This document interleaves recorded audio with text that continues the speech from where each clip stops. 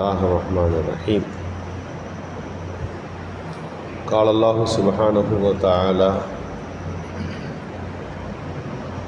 فبما رحمة من الله لنت لهم صدق الله المولانا العليم. மேலான அல்லாஹுவின் நல்லடியார்களே, நபிகள் நாயகம் ஸல்லல்லாஹு அலைஹி வஸல்லம் அவர்கள் இறுதி தூதராக அகிலம் முழுக்க மனித சமுதாயத்திற்கு நேர் வழிகாட்டியாக அல்லாஹ் அனுப்பி வைத்தான். குறுகிய காலகட்டத்தில் நபிகள் நாயகம் ஸல்லல்லாஹு அலைஹி வஸல்லம் அவர்கள் மக்கள் மனங்களை கவர்ந்தார்கள். பெருமானார் ஸல்லல்லாஹு அலைஹி வஸல்லம் அவர்களுடைய உயர்ந்த பண்புகள், அவர்களுடைய நன்னடத்தைகள், இங்கிதமான அவர்களுடைய அணுகுமுறைகள் தான் மிகச்சிறந்த இஸ்லாமிய பிரச்சார வெற்றிக்கு காரணமாக இருந்தது என்பதாக நாம் வரலாறுகளிலே படிக்கின்றோம். நபிகள் நாயகம் ஸல்லல்லாஹு அலைஹி வஸல்லம் அவர்களை பற்றி அல்லாஹ் சொல்லுகின்ற போது ஃபபிமா ரஹ்மத்தின் மினல்லாஹ், அல்லாஹுடைய அருளின் காரணமாக லின்தலகும், நீங்கள் மென்மையாக நடந்து கொண்டீர்கள். வலவ் குன்த ஃபல்லன் கதீரல் கல்வி, நீங்கள் கடும் சித்தமுடையவராக இருந்திருந்தால் உங்களை விட்டுவிட்டு மக்கள் எல்லாம் பிரிந்து போயிருப்பார்கள். எல்லோரையும் இணைத்து கொள்ளுகின்ற அழகிய பண்பு உங்களிடத்தில் இருந்தது என்பதுதான் நபிகள் நாயகம் ஸல்லல்லாஹு அலைஹி வஸல்லம் அவர்கள் குறித்து அல்லாஹ் சொல்லக்கூடிய. எப்படியெல்லாம் நபி அவர்கள் இங்கிதமாக அரவணைத்து நடந்தார்கள் என்பதற்கு பல்வேறு உதாரணங்கள் உண்டு. அதில் ஒன்றுதான், நபிகள் ஸல்லல்லாஹு அலைஹி வஸல்லம் ஒருவரை பார்த்தால் அவரை பெயரை சொல்லி அழைப்பார்கள். அவரோடு சம்பந்தப்பட்டவர்களை எல்லாம் ஞாபகப்படுத்துவார்கள். அவரோடு ஒரு இணக்கமான சூழல் தனக்கு இருக்கிறது என்று காட்டிக்கொள்வார்கள். இது ரசூலுல்லாஹி ஸல்லல்லாஹு அலைஹி வஸல்லமுடைய பண்புகளில் உள்ள ஒன்று. மதீனாவில் ஹிஜ்ரத் செய்து வந்த பிறகு ஹஜர் பிரதேசத்தை சார்ந்த அஷஜுல் அஸ்ரி என்கின்ற ஒரு மனிதர், வஃப்த் அப்து கைஸ் என்பதாக ஹதீஸ் கிதாபுகளில் வருகிறது. அதில் உள்ள தலைவர் தான் இந்த அஷஜ். இவர் மதீனாவில் அமர்ந்திருக்கிறார். ரொம்ப தூரத்திலிருந்து வியாபாரத்திற்கு வந்திருக்கிறார்.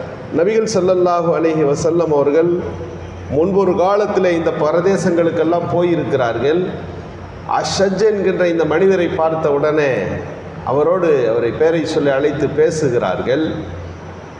அந்த ஊரில் இருக்கக்கூடிய பனு அப்துல் கைஸ் என்கின்ற அந்த குடும்பத்தார்களின் முக்கிய தலைவர்களின் பெயர்களை எல்லாம் சொல்லி இவர்களெல்லாம் எப்படி இருக்கிறார்கள் என்று ஸல்லல்லாஹு அலைஹி வஸல்லம் கேட்கிறார்.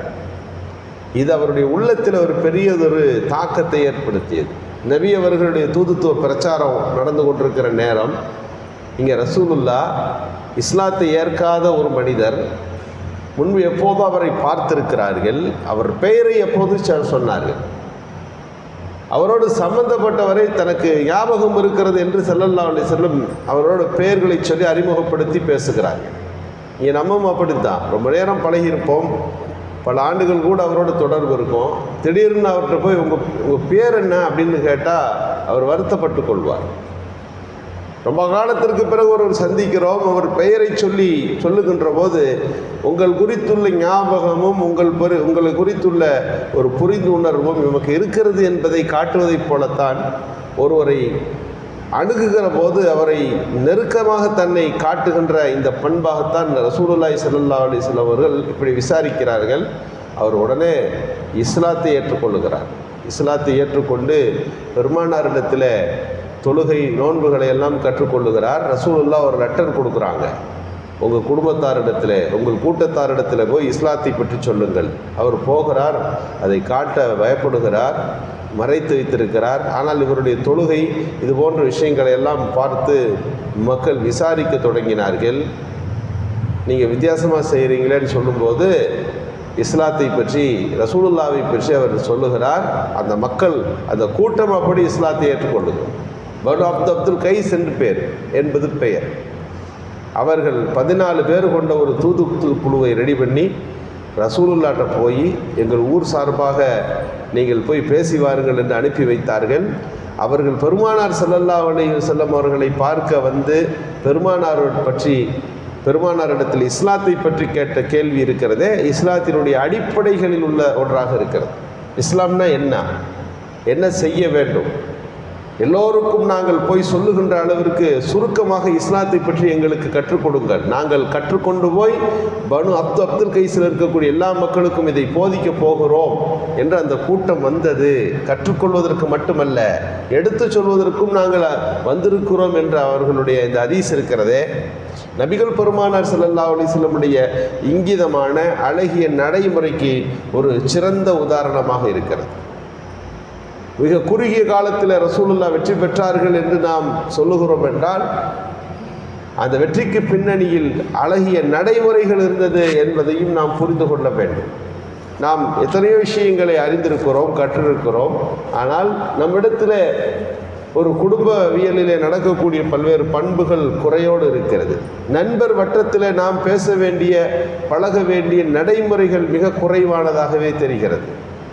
எனவே தான் ஒரு மனிதர் தன்னை முன்னிறுத்தி அவர் தன்னுடைய கருத்துக்களை சொல்வதற்கு முன்பு அவருடைய பர்சனாலிட்டி என்கின்ற அடிப்படையான அந்த பழகுகிற பண்புகள் இங்கே கவனத்தில் எடுத்துக்கொள்ளப்படுகிறது. ரசூலுல்லாஹி ஸல்லல்லாஹு அலைஹி வஸல்லம் தாயிஃபில் போய் அடிபட்டார்கள் என்பது தெரியும். கல்லால் அடிபடுகிறார்கள். கடுமையான ஒரு நேரம், உடல் முழுக்க காயத்தோடு ரசூலுல்லாஹ் ஒரு தோட்டத்துக்குள்ளே போய் உட்காந்துட்டாங்க. அந்த தோட்டத்தின் உரிமையாளர்களும் இஸ்லாத்துக்கு எதிரானவர்கள் தான். ஆனால் ரசூலுல்லாஹ்வுடைய இந்த நிலைமையை பார்த்து வருத்தப்பட்டு, யாரும் இல்லாமல் மக்காவிலிருந்து தாயிஃபில் வந்து தாயிஃப் நகரத்தில் கல்லடி பெற்று ரசூலுல்லாஹ் வந்து இருக்கிறத பார்த்துட்டு, அந்த பேரித்தம்பலத்தினுடைய அந்த திராட்சை தோட்டத்தினுடைய உரிமையாளர் ஒரு திராட்சை கொலையை எடுத்து அங்கே இருக்கிற ஒரு மனிதரிடத்தில் கொடுத்து அனுப்புகிறார்.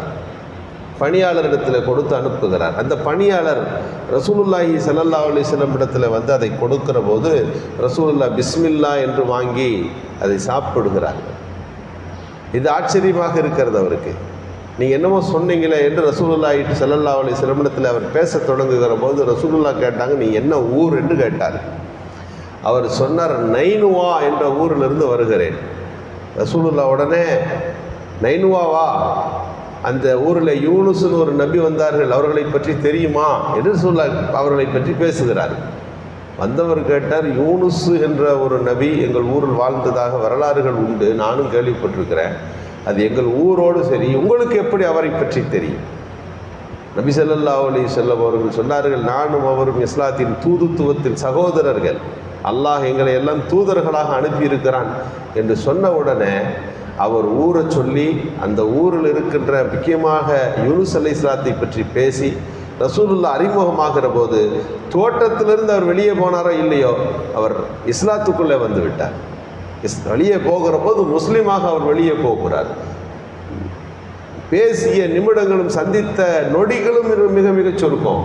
தோட்டத்துக்காரர் கேட்டார், ஒரு 2 நிமிஷம் சந்திச்சிருப்பேன், அதுக்குள்ளே நீ இஸ்லாத்துக்குள்ளே போயிட்டியா? அவர் எப்படி உன்னை கவர்ந்தார்? ஆச்சரியமாக இருக்கிறதே என்று அந்த தோட்டத்து உரிமையாளர் நபிகள் பெருமானார் ஸல்லல்லாஹு அலைஹி வஸல்லமுடைய அந்த பழக்க முறை வேறு எதையும் சொல்லலை. அல்லாஹ்வை பற்றி பேசவில்லை, அல்லாஹ்வுடைய வல்லமைகளை பற்றிய செய்திகள் இல்லை, பேசுகிற போது இருக்கிறபடி. இன்றைக்கும் இஸ்லாம் குறித்துள்ள பல்வேறு புரிந்துணர்வுகள் குறைவாக இருக்கிறது. முஸ்லீம்களை பற்றிய நல்ல அபிப்பிராயங்கள் இருப்பதில்லை. ஒரு சமீபத்தில் நடந்துவிட்ட ஒரு கார் விபத்து, தமிழகத்தில் இருக்கக்கூடிய மிக முக்கியமான ஒரு மதத்தின் தலைவர், காரை இடித்தவர்கள் யார்? தாடி தொப்பி என்று பேசுகிறார். தாடி வைத்திருந்தார், தொப்பி வைத்திருந்தார், அவர் தான்.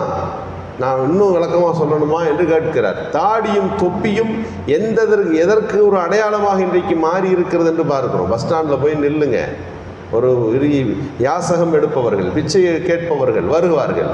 எங்கே முதலில் வருகிறார்கள் என்று பாருங்கள். நேரடியாக தொப்பி தாடியோடு ஒருவர் நின்றால் நேராக அந்த இடத்துக்கு கூட்டம் வந்துடும். காரணம், முஸ்லீம்கள் இறக்கப்படுபவர்கள், தர வேண்டும் என்கின்ற தர்ம சிந்தனை உள்ளவர்கள்.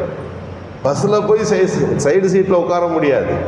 வருபவர்கள் முதலில் இவர் முஸ்லீம் என்று பார்த்து விட்டால், அவர் சொன்ன அந்த தாடியும் தொப்பியும் பார்க்கப்பட்டால் உடனே வந்து கேட்கின்ற ஒரு சூழலை நாம் பார்க்கிறோம். அது இரக்கத்தின் அடையாளம், நீதத்தின் அடையாளம், சமத்துவத்தின் அடையாளம், சகோதரத்துவத்தின் அடையாளம். ஆனால் இன்றைக்கு உலகளாவிய முறையிலே அது தீவிரவாதத்தின் அடையாளமாய் முத்திரையாய் காட்டப்படுகின்ற ஒரு சூழலை பார்க்கிறோம். நபிகள் ஸல்லல்லாஹு அலைஹி வஸல்லம் கற்றுக் கொடுத்ததைப் போல இஸ்லாமிய தாவா பணி என்பது, இஸ்லாத்தை பற்றி பரப்புதல் என்பது பெரிய மணிக்கணக்கான இஸ்லாத்தை பற்றிய பேச்சு அல்ல, இங்கிதமான நம்முடைய நடைமுறை தான் இஸ்லாத்திற்கு நற்பெயரை கொண்டு வந்து சேர்க்கும் என்பது இந்த வரலாறுகள் சொல்லுகின்ற செய்திகளாக இருக்கின்றன. அல்லாஹ் அதன்படி வாழுகின்ற நல்ல தௌஃபீக்கை நல்குவானாக. சுப்ஹானல்லாஹி வபிஹம்திஹி.